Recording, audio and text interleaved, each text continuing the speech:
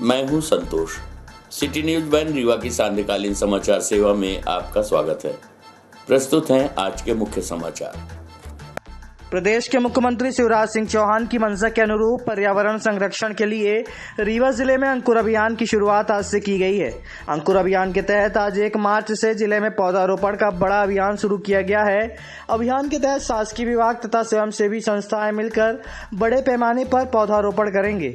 Collector Manoj पुष्प ने अभियान को सफल बनाने के लिए अधिकारियों से अपील की है। आपको बता दें कि अंकुर अभियान के लिए जिला पंचायत के सीओ नोडल अधिकारी बनाए गए हैं। वन मंडल अधिकारी द्वारा पौधारोपण के लिए आवश्यक पौधे भी उपलब्ध कराने के निर्देश दिए गए हैं। इसके अलावा अतिरिक्त संचालक उच्च शिक्षा विभाग के सभी महाविद्यालयों तथा जिला शिक्षा अधिकारी सभी स्कूलों में पौधारोपण कराएंगे। इस कड़ी में आज रीवा कलेक्टर मनोज पुष्प ने बिछिया स्थित मूक बहादुर विद्यालय का निरीक्षण कर पौधारोपण किया। इस दौरान संबंधित अधिकारी एवं कर्मचारी उपस्थित रहे। पौधा वृक्षारोपण अभियान की शुरुआत हुई, किस तरह की तैयारियां हैं और कहां कैसे व्यवस्थाएं बनाई जा रही हैं? 1 तारीख से 5 तारीख का ये विशेष अभियान चल रहा है और पूरे ज़िले में इस अभियान के अंतर्गत वृक्षारोपण किए जाएंगे।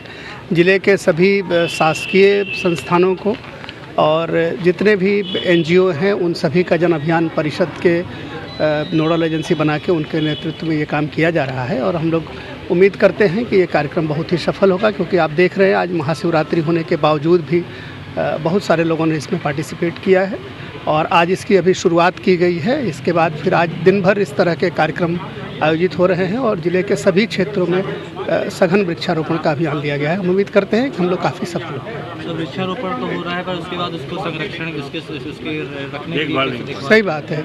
ये इस बार हम लोगों ने इसको प्रायोरिटी पे सबसे ऊपर रखा है कि जो वृक्ष रोपित किए जाए उनका संरक्षण भी किया जाए और वो पौधे जो हैं वो आपको लहलहाते हुए दिखेंगे। तो इस बार भी कुछ प्राइस का भी कुछ है डिस्ट्रीब्यूशन जैसे पहले था? अभी इस पर हम लोग प्लान कर रहे हैं। महाशिवरात्रि पर शिव भक्तों की धूम, निकाली गई बाबा भोलेनाथ की बारात। आपको बता दें कि ज़िले में बनारस की तर्ज पर बड़े ही हर्षोल्लास के साथ शिवजी की बारात निकाली गई, जिसमें बाजा गाजे, भूत प्रेत और शिवजी के रूप में झांकियां देख लोग मंत्रमुग्ध हो गए। शिवजी की बारात ने रीवा को शिवमय कर दिया। आपको बता दें कि पचमढ़ा आश्रम में विभिन्न कार्यक्रमों के साथ संपन्न कराया जाएगा भगवान शिव और देवी पार्वती का विवाह। महाशिवरात्रि पर्व के अवसर पर हर वर्ष की तरह इस वर्ष भी शिव बारात आयोजन समिति द्वारा भगवान भोलेनाथ की भव्य बारात निकाली गई है। शहर में शिव बारात निकलते ही पूरा शहर शिवमय हो चुका है। शिव बारात का शुभारंभ शहर के वेंकट मार्ग स्थित भैजी धर्मशाला से किया गया, जो शहर के खन्ना चौराहा, वेंकट रोड, स्टैचू चौराहा, साईं मंदिर, चक्रधर सिटी सेंटर, रशिया मोहल्ला, सिल्वी प्लाजा B ब्लॉक से होते हुए स्वागत भवन, प्रकाश चौराहा, स्टैचू चौराहा, सिंधी चौराहा से पचमढ़ा आश्रम पहुंचेगी। आपको बता दें कि ये बारात शहर का भ्रमण करते हुए पचमढ़ा आश्रम पहुंचेगी, जहां देश भर से आए कलाकारों द्वारा सांस्कृतिक कार्यक्रम की प्रस्तुति दी जाएगी तथा इसके पश्चात पूरे विधि विधान के साथ शिव पार्वती का विवाह संपन्न कराया जाएगा।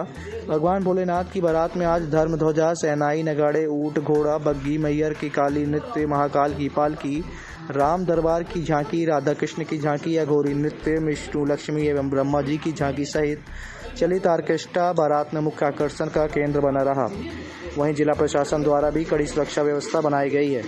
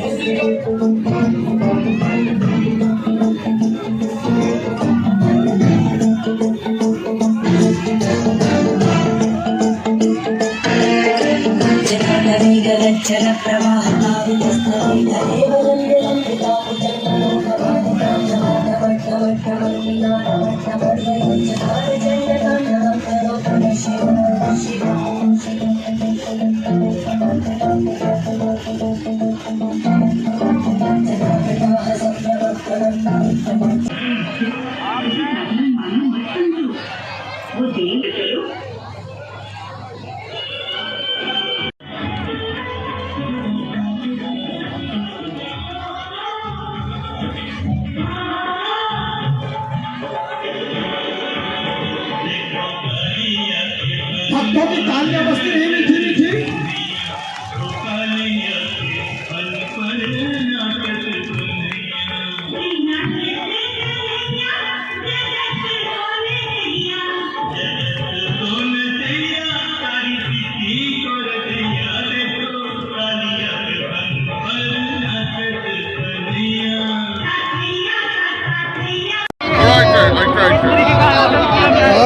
किस तरीके का आयोजन किया गया, क्या व्यवस्था है इस बार?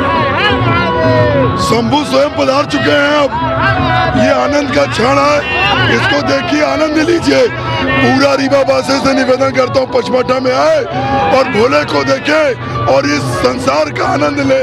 यही आनंद है, बाकी कुछ नहीं जाना है। ये शरीर मट्टी का है, इसको आनंदमय कर लीजिए आप। बहुत बहुत धन्यवाद। पूरे देश के साथ साथ ही रीवा में भी महाशिवरात्रि का पर्व बड़े ही धूमधाम से मनाया जा रहा है। सुबह से ही शिवालयों में पूजा अर्चना के लिए भक्तों की भीड़ लगी हुई है। रीवा के किला परिसर में स्थित 350 वर्ष से भी पुराने महामृत्युंजय मंदिर में सुबह से ही लोगों के भगवान के दर्शन के लिए लंबी कतारें देखी जा रही है। एक किंवदंती ये भी है कि अनादिकाल में दधीची ऋषि ने शिव की आराधना की ओर से प्रश्न होने पर महामृत्युंजय की स्थापना यहाँ की थी। जब से यहाँ पर महामृत्युंजय की अद्भुत प्रतिमा मौजूद है। इसके अलावा ऐसा भी माना जाता है कि कई वर्ष पहले यहाँ से साधु संतों और भाट यह प्रतिमा लेकर यहाँ से गुजर रहे थे। रात्रि विश्राम के दौरान शिव ने महामृत्युंजय की प्रतिमा को यहाँ छोड़कर जाने का स्वप्न दिया और उसके बाद से ये प्रतिमा छोड़कर साधु संत यहाँ से चले गए। यही वजह है कि महाशिवरात्रि पर बसंत पंचमी को भक्तों का सैलाब उमड़ता है। महाशिवरात्रि के दिन 350 वर्ष से भी पुराने इस मंदिर में सुबह से ही भक्तों की भीड़ लगी हुई है। दर्शन के लिए लोगों की लंबी कतारें देखी जा रही है। कितना पुराना इस मंदिर का इतिहास है, कब से मंदिर चल रहा है और कैसे कैसे श्रद्धालु आ रहे हैं, क्या इतिहास है इसमें? ये 625 वर्ष प्राचीन मंदिर है। भगवान महामृत्युंजय है, स्वयंभू है, 1008 नेत्र है। बिहार विशिया और सोनभद्र के तट पर यहाँ संगम में विराजमान है, विद्यमान है। जो भी लोग मनोकामना लेके आते हैं सब पूर्ण होती है। मृत्युंजय का मतलब मृत्यु जैसे कष्ट में विजय को प्राप्त कर लें, वो उनका नाम महामृत्युंजय।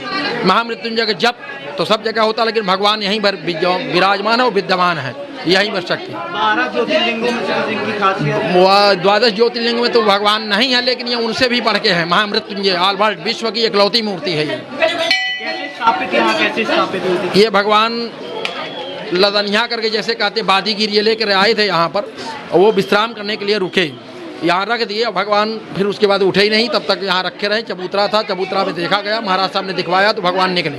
फिर आज महाशिवरात्रि का भी मौका है, कितनी भीड़ रहती, क्या आज के दिन? भीड़ तो लगभग ठीक है, सामान्य है। 2 वर्ष मेला नहीं लगा, इस साल तो मेला लगा है, जैसा भी है थोड़ा बहुत कोरोना से प्रभावित रहा है। जी, गाइडलाइन बरती जा रही कि नहीं बरती? गाइडलाइन तो पूरी है, अपने तरफ से सब निवेदन किया जाता है। मानने वाले मानते, नहीं मानने वाले नहीं मानते। कितनी भीड़ आती है आज के दिन यहाँ पे? ये कोई अब आधिकारिक जानकारी तो नहीं है, लेकिन अब देखिए, आप देख ही रहे हैं। अब पट 1 बजे तक का है, फिर थोड़ा मंगल होगा, विश्राम माने 1-8 घंटे अगर होगा, नहीं तो फट तो खुला रहेगा 9-10 बजे रात तक। आदित्य प्रसाद त्रिपाठी। हत्या के आरोपियों को न्यायालय ने सुनाई आजीवन कारावास की सजा। आपको बता दें कि जिला एवं सत्र न्यायालय के पंचम अपर सत्र न्यायाधीश विवेकानंद त्रिवेदी ने हत्या से जुड़े मामले की सुनवाई करते हुए आरोपियों को आजीवन कारावास की सजा सुनाई है। साथ ही अर्थदंड भी लगाया है। अतिरिक्त लोक अभियोजक राकेश कुमार पटेल ने बताया कि आरोपी विजय सिंह, अमर सिंह उर्फ पिंटू, आशीष सिंह, गजेंद्र सिंह, दीपेंद्र सिंह सभी निवासी ग्राम हटवा एवं राजेश सिंह निवासी अहिरगवा थाना मनगवा जिला रीवा को आजीवन कारावास की सजा सुनाई गई है। सूचनाकर्ता रामपुरवा निवासी धीरेन्द्र सिंह ने थाना मनगवा में 31 अक्टूबर 2014 को रिपोर्ट दर्ज कराया था कि उनके किराने की दुकान में आरोपियों ने उधारी सामान मांगा था। इनकार करने पर उन्हें एवं वहां पर मौजूद भोला सिंह हक पर हमला कर दिया गया था। गंभीर चोटें होने के कारण भोला सिंह की मृत्यु हो गई। प्रकरण की सुनवाई कोर्ट में चली, जिसमें आरोपियों पर लगाए गए दोष सिद्ध पाए गए, जिसके चलते कोर्ट ने आजीवन कारावास की सजा सुनाई है तथा इसमें अर्थदंड का भी जुर्माना किया है। आपको बता दें कि न्यायालय ने धारा 452, 323, 324 एवं 302/34 भारतीय दंड विहिता में उपरोक्त आरोपी गणों को 452 में 2 वर्ष, 323 में 6 माह एवं 324 में 2 वर्ष एवं 302 में आजीवन कारावास के साथ सभी धाराओं के तहत 100 रुपये के अर्थदंड से सजा सुनाई गई है। 302 के मामले में माननीय न्यायालय द्वारा सजा सुनाई गई, क्या पूरा मामला है, किस तरीके की चर्चा? पंचम अपर सत्र न्यायाधीश जिला रीवा के माननीय श्री विवेकानंद त्रिवेदी जी के द्वारा आज दिनांक 28 फरवरी को आजीवन कारावास की सज़ा सुनाई गई है। इसमें अभियुक्तगण विजय सिंह, अमर सिंह, आशीष सिंह उर्फ सोनू सिंह, गजेंद्र सिंह उर्फ गज्जू सिंह, दीपू उर्फ दीपेंद्र सिंह एवं राजेश सिंह तनय रुद्र प्रताप सिंह को सज़ा आजीवन कारावास की सुनाई गई है। कहाँ की घटना थी, क्या मामला था? ये घटना जो है तो ग्राम अहिर गांव थाना मनगवा की है। ये दिनांक 31/10/2014 की घटना है। सुबह 10 बजे की घटना है। इसमें रिपोर्टकर्ता ने थाने में आकर इस आशय की रिपोर्ट किया था कि सीतापुर रोड के किनारे भोला सिंह के मकान में किराने की दुकान चलाता हूँ, उसी में उसका निवास भी है। आज सुबह वह और भोला सिंह दुकान के अंदर बैठे थे, तभी करीब 9:30 बजे ग्राम हटवा के विजय सिंह व गज्जू उर्फ गजेंद्र सिंह उसके दुकान में आए। वह विजय सिंह उससे उधारी का सामान मांगने लगे। तब वह कहा कि उसका पहले से 550 रुपये उधार है, अब हम आपको सौदा नहीं देंगे। तब विजय सिंह उसे माँ बहन की भद्दी भद्दी गाली देने लगा। वह गाली देने से मना किया तो विजय सिंह बोला कि पुनः भद्दी भद्दी गाली देते हुए बोला कि मैं तुमको बताता हूँ, और घर के अंदर घुसकर मारने लगे। पिंटू सिंह, सोनू सिंह, दूपी सिंह और राजेश सिंह भी इसी बीच में आ गए। अपने हाथ में तलवार लिए थे, जो आते ही घर के अंदर घुसकर सिर में तलवार मारा, जिससे उसको गंभीर चोट आई। तब भोला सिंह पिंटू सिंह को पकड़ने की कोशिश किया तो उसे भी तलवार से मारा। मारपीट से भोला सिंह को तलवार की चोट व डंडा की चोट आई थी।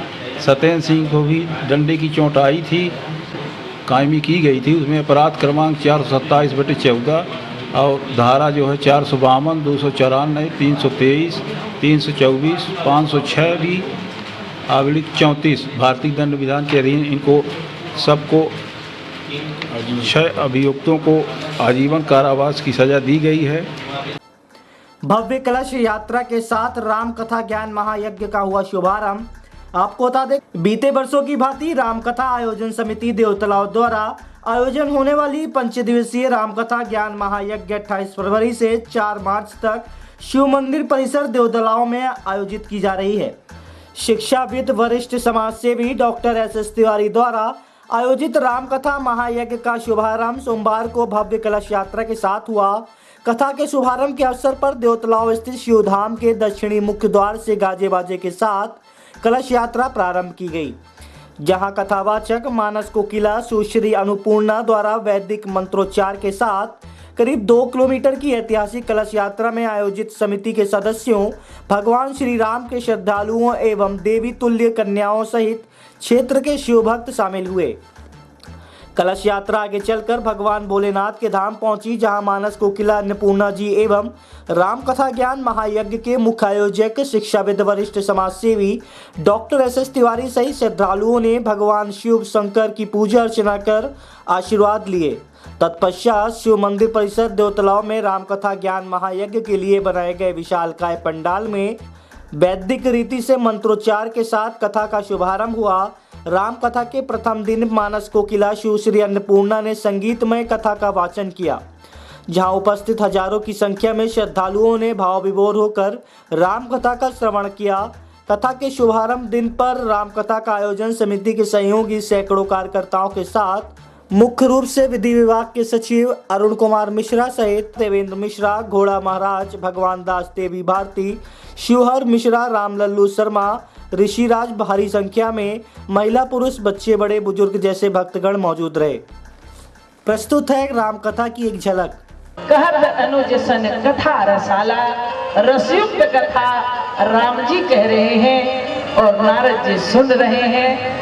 और केवल नारद जी नहीं सुनेंगे, शशांक शेखर भूतनाथ, नाथों के नाथ, दिनों के नाथ बाबा विश्वनाथ भी सुनेंगे। आज नहीं कल, कल महा भी आपकी धार्मिक और आध्यात्मिक रुचि है। आमतौर पर कुछ प्रतिबंध होते हैं आप जैसे पद में रहने वाले व्यक्ति के लिए, लेकिन परमात्मा की कथा में कोई बंधन कभी होता नहीं। और आप एक रामायणी भी हैं और इस व्यासपीठ में आप आए हैं, माता जी का कथा सुनने के लिए सागर से आए हैं। हम चाहते हैं कि आपकी जो आध्यात्मिक अभिव्यक्ति है हमारे सभी भक्तों को सुनने को मिले। आदरणीय कि जो भीड़ बोलती है कि ये अगला वाला गया था, पहले वाला जैसे गया, अरे बड़ा सज्जन आदमी था, बड़ा संत था, किसी को परेशान नहीं किया, बड़ा जाने से बड़ा दुख, और किसी के जाने से लगता है कि बड़ा सुख हुआ कि कम से कम समाज में आतंक का कम हुआ, गुंडों को उनके भीड़ हो जाएगा। तो कहीं ये जो होता है ये किसी व्यक्ति का टेस्ट होता है। आप सभी लोगों को मैं यही कहूँगा कि हम लोक परलोक दोनों की यात्रा सुधारने का तरीका बिन सत्संग विवेक न होई, राम कृपा बिन सुलभ न सोई। आप लोग खूब सत्संग करिए। आज की खबरों में बस इतना ही। कल हम फिर हाजिर होंगे कुछ नई खबरों के साथ। तब तक के लिए हमें इजाजत दीजिए। नमस्कार।